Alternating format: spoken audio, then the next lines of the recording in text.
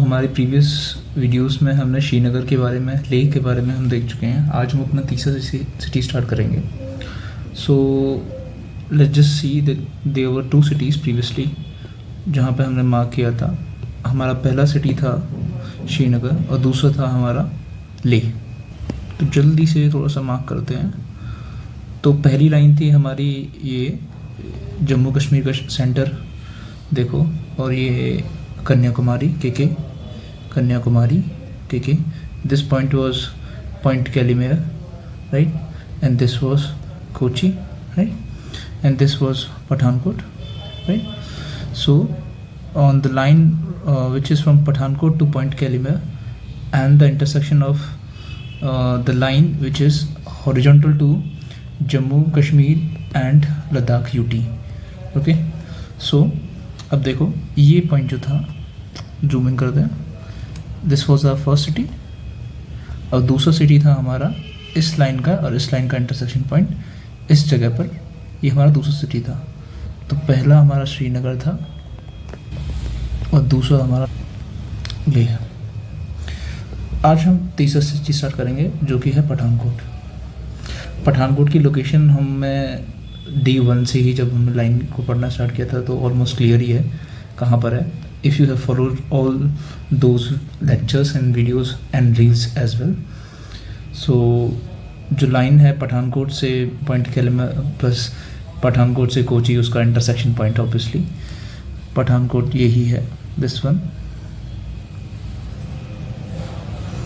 तो अब हम पठानकोट के बारे में जानेंगे। पठानकोट अगर आप लोकेशन देखो जूम इन करके, तो पठानकोट की लोकेशन ऐसी है कि ऊपर जम्मू कश्मीर है, नीचे पंजाब भी है, ये देखो थोड़ा सा। तो हमारी जो पठानकोट की लोकेशन है वो एक तरीके से ट्राई जंक्शन है। तो ये हमारा इधर पंजाब पड़ जाता है, उधर हमारा हिमाचल प्रदेश पड़ जाता है और ऊपर अपना जम्मू। इस जगह पे ये जो लोकेशन है ना, ये हमारी माता वैष्णो देवी और जम्मू पड़ता है। और ये यहाँ पे हमारा श्रीनगर है, ठीक है, इधर लेह है हमारा, लद्दाख, ठीक। तो ये हमारी एक तरीके से ट्राई जंक्शन हो गया पठानकोट। नेक्स्ट हम देखें, पठानकोट फुट हिल्स में लाई करता है हिमालयाज़ के में। तो एक फ्रेश शीट लेते हैं और उसमें देखते हैं कि क्या होती है फुट हिल्स एग्जैक्टली और ये कंसेप्ट क्या है। तो फुट हिल्स क्या होता है ये देखेंगे पहले हम। फुट हिल्स ऑफ हिमालयाज़ में ये लाई करता है। तो जैसे हम देखते हैं ये हिमालयाज़ हैं, तो हिमालयाज़ के अंदर कुछ रिवर्स हैं जो कि फ्लो कर रही हैं नदर्न इंडियन प्लेन्स के अंदर। तो ये से just for example this is India. तो ये जो हैं हमारे, ये नदर्न इंडियन प्लेन्स हैं, नदर्न, और ये नदर्न इंडियन प्लेन्स का फॉर्मेशन जो हिमालयन रिवर्स हैं उनके थ्रू हो गया।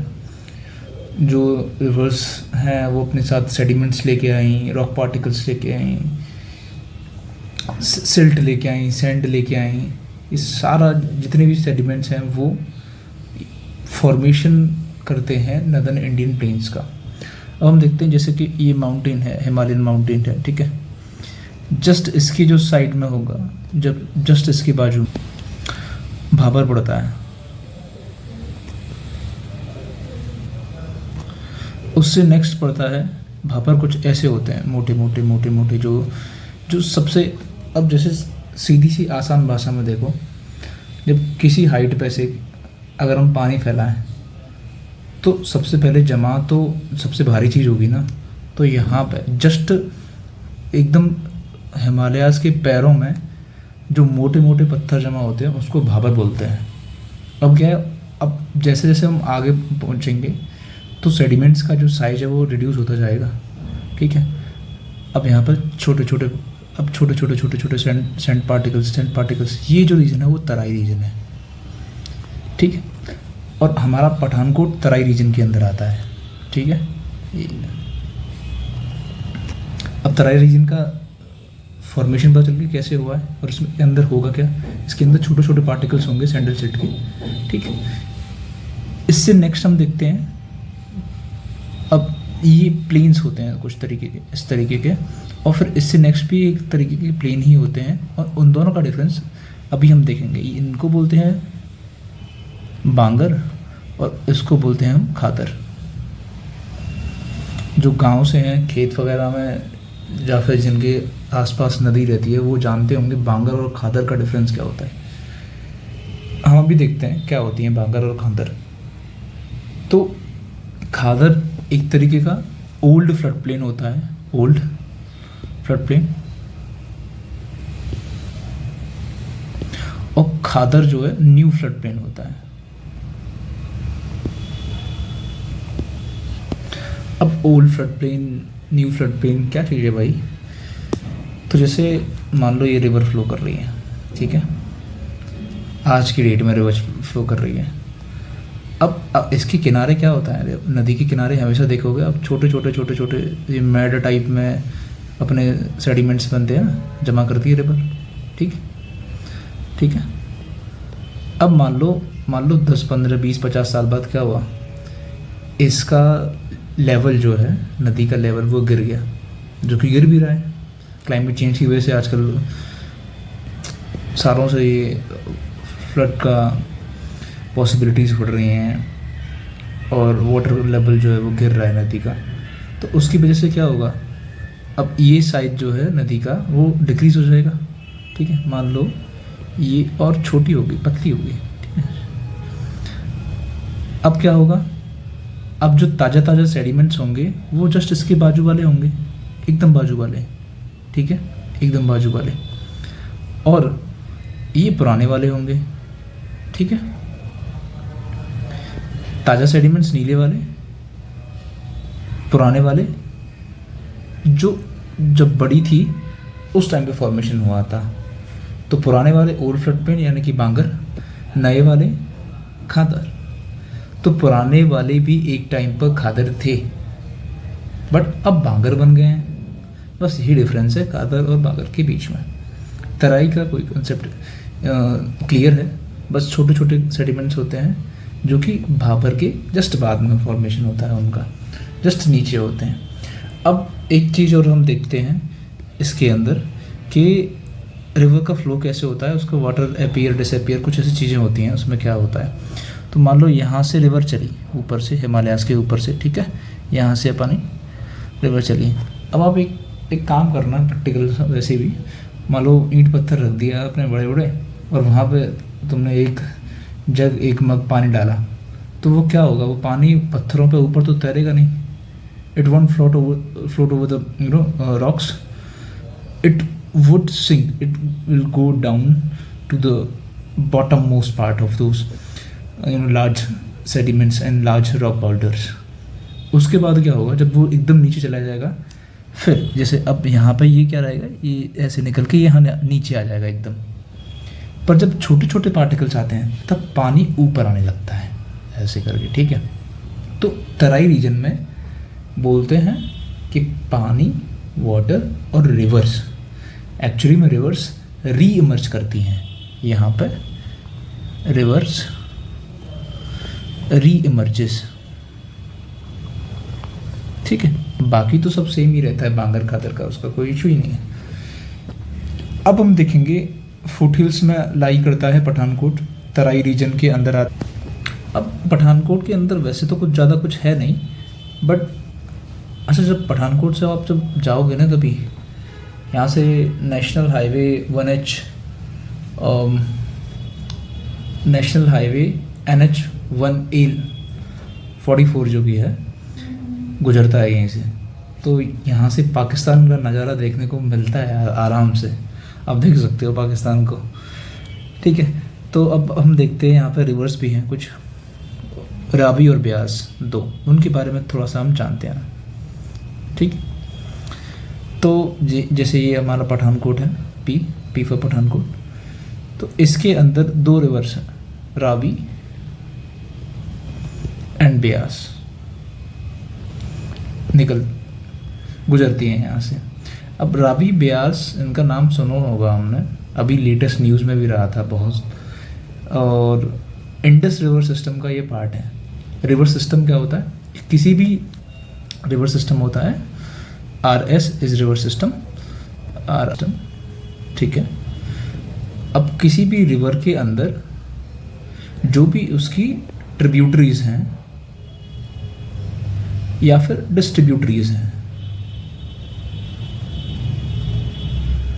अब ट्रिब्यूटरीज एंड डिस्ट्रीब्यूटरीज क्या होती हैं? ट्रिब्यूटरीज होती हैं जो उससे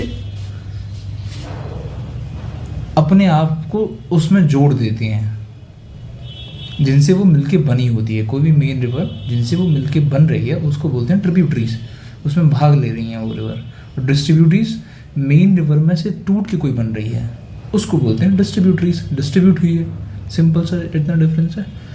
तो ये रावी और ब्यास ट्रिब्यूटरीज हैं इंडस रिवर सिस्टम का, ठीक है। अब सिंपल वर्ड्स में एक बार हल्का सा देख लेते हैं।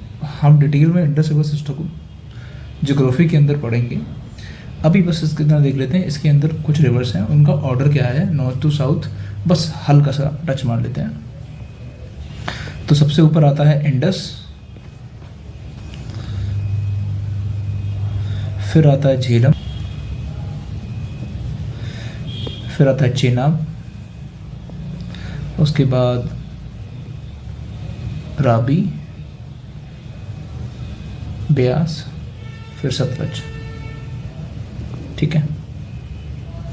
ये सिस्टम है। तो ऊपर रावी है और नीचे ब्यास है। यहाँ पे रावी है और यहाँ पे ब्यास है, ठीक। दोनों की दोनों इवेंचुअली बन रही हैं इंडस रिवर का ही पार्ट। ब्यास जाके मिल जाती है सतलज के अंदर, और रावी जो कि ऊपर वाली है वो जाके मिल जाती है चेनाब के अंदर। और इवेंचुअली ये सतलज और चेनाब दोनों जाके मिलके आगे पाकिस्तान में जाके मिलती हैं और इंडस का पार्ट बन के अरेबियन सी में गायब हो जाते हैं, ठीक है। अब एक चीज़ देखते हैं, रावी और ब्यास के ऊपर कुछ डैम्स हैं, इम्पोर्टेंट डैम्स हैं इसके अंदर, वो देख लेते हैं। अच्छा, इन डैम्स को स्टार्ट करने से पहले एक चीज़ देखते हैं कि जो पठानकोट है वो गेटवे है कश्मीर का। नेशनल हाईवे 44 यहीं से होकर जाता है। ये चीज़ इसके अंदर हम देखते हैं। अब हम देखते हैं डैम्स। तो सबसे पहले हम नदन रिवर का डैम देखते हैं, रावी का। अब रावी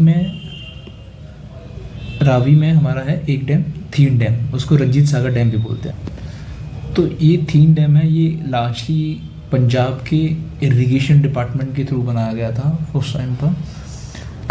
एंड ये इरिगेशन के लिए तो यूज़ होता है, इसके साथ साथ ये यूज़ होता है इलेक्ट्रिसिटी जनरेशन के अंदर। So it is both hydro electric power project also an irrigation project. तो ये रावी डैम जो है, रावी पे जो जनरेशन के लिए भी इम्पोर्टेंट है। नेक्स्ट हम देखते हैं ब्यास रिवर पे जो डैम्स हैं, ठीक है। रावी रिवर हमारी ऊपर वाली हो गई, नीचे वाली होगी हमारी ब्यास रिवर। रावी पे हमारा था थीन डैम और ब्यास पे हमारे हैं दो डैम, पौंग एंड पंदोह डैम। जो पौंग डैम है इसको हम महाराणा प्रताप सागर डैम भी बोलते हैं। अच्छा, एक राणा प्रताप सागर डैम भी है जो कि चंबल पे है, राजस्थान के अंदर, रावल बाधा पर। तो don't confuse with that dam and Maharana Pratap Sagar dam. ये महाराणा प्रताप के नाम पे रखा गया था। तो उनका जो था, मेवाड़ के राजा थे और मतलब उनका नाम था काफ़ी, उनके टाइम पे काफ़ी सालों तक उन्होंने राज किया था। मेवाड़ पड़ता है नॉर्थ वेस्ट इंडिया के अंदर, राजस्थान के अंदर पड़ता है। ये पौंग डैम जो है वो हाईएस्ट अर्थ फिल्ड डैम है, ठीक है।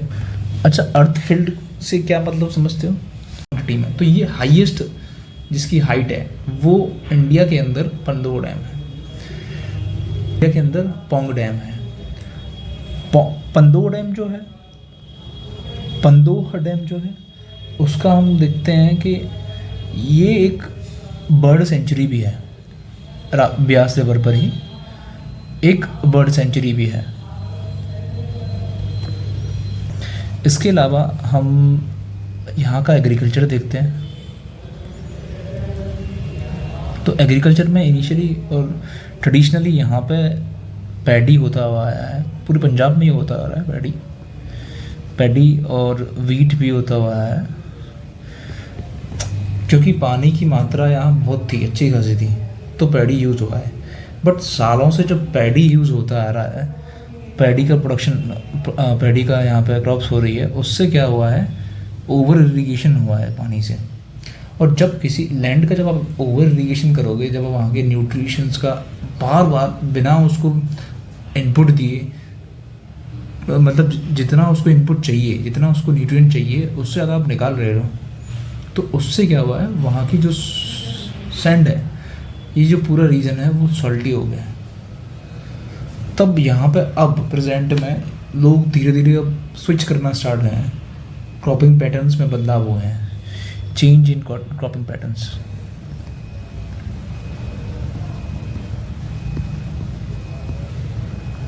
ठीक है, अब कैसे बदलाव लाए, तो वहाँ पे वो उन्होंने धीरे धीरे हॉर्टिकल्चर स्टार्ट किया है। हॉर्टिकल्चर, ठीक है, हॉर्टिकल्चर क्या होता है, हॉर्टिकल्चर के अंदर आप वेजिटेबल्स को ग्रो करते हो, वेजिटेबल्स को, आप फ्रूट्स को ग्रो करते हो, ठीक है, फ्लावर्स को ग्रो करते हो, तो वैरायटी में हो रहा, ऑर्नामेंटल प्लांट्स होते हैं, तो ये सारी चीज़ें अब उनका ना, जब आप स्विच कर रहे हो आप चीज़ों में, और ऐसी चीज़ें जहाँ पे इस सैंड पे वो सर्वाइव कर पाएँ, और इस यहाँ की मिट्टी को, यहाँ इस रीजन की मिट्टी को न्यूट्रिशियस पहले जैसा बना सकें। अच्छा, इसमें ना पल्सेस भी आते हैं, आप पल्सेस पर भी स्विच कर सकते हो और कर भी रहे हैं पल्सेस पर।